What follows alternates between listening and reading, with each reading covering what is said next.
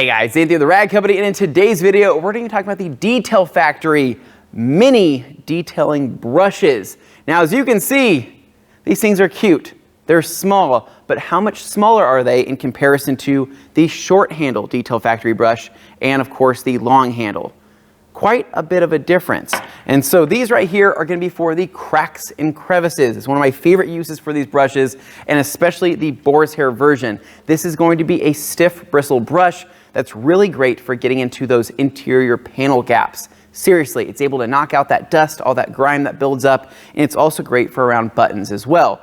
Now for exterior use, this isn't quite big enough for something like your wheels, where maybe you'd want to use something like this, or maybe something like this, but maybe around emblems this would work pretty well, especially on some tighter stuff. Whereas this guy right here, there's really nothing like this brush with a little bit of interior cleaner around your buttons on your steering wheel controls or around your nav system.